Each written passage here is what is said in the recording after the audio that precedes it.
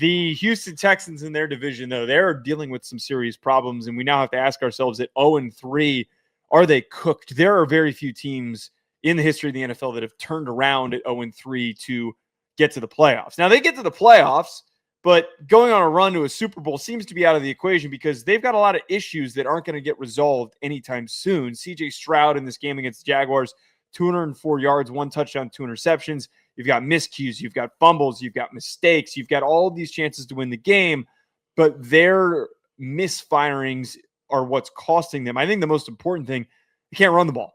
And this was an off season where it felt like we knew that they had defensive talent. Their defense was going to be good. It's well coached. It's a defensive-minded team. There's not going to be any issues there. Yeah. They needed to bring in some explosiveness at running back, and they needed to bring in better offensive linemen. And you're shipping off Laramie Tunsil, and we're getting this lip service that, hey, we had to fix the culture in the offensive line room. This team sucks on their offensive line. It's real bad. And I'm going to keep pointing that out. I know that they haven't exactly statistically given up a crap load of sacks or anything along those lines. When you can only run for 38 yards in a close ball game, and Stroud is running for his life as much as he is, those things don't really get tracked when we're doing these stats.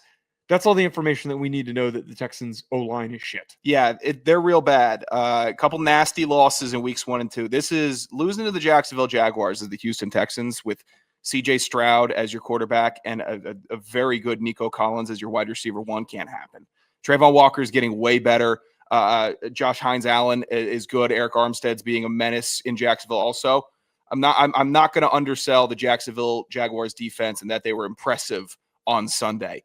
But Houston is far more disappointing than Jacksonville was impressive. And people trying to dunk on CJ. I love how you're refusing to give Jacksonville any credit. They still don't deserve any. They don't. What is with your problem with Jacksonville? I have no problem with Jacksonville. You have an issue. I have an issue with people trying to get too cute with it and make Jacksonville a dark horse team.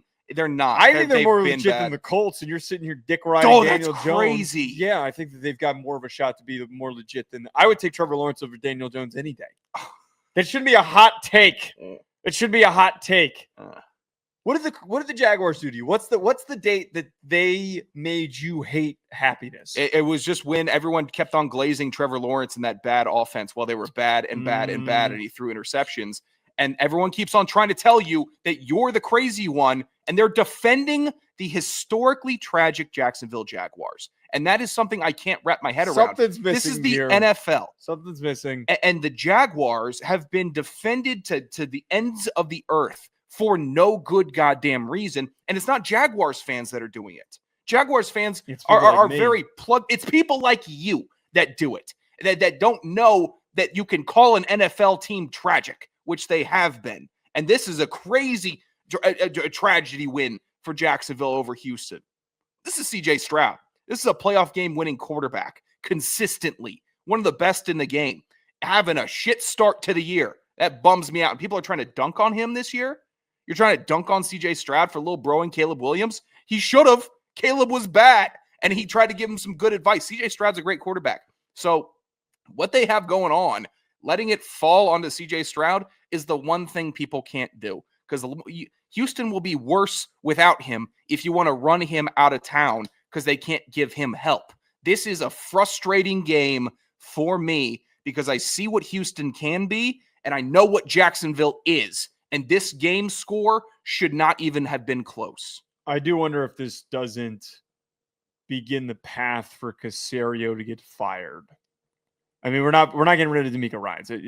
No. Tremendous coach. Love DeMeco. For what he has done with this team and how quickly he transformed them into a contending team. And I bet if there is one team below 500 at the current moment that rights this ship and just gets to the playoffs, they'll probably be one of those teams that's like one game over 500. It's going to be the Texans because DeMeco Ryans is such a good coach.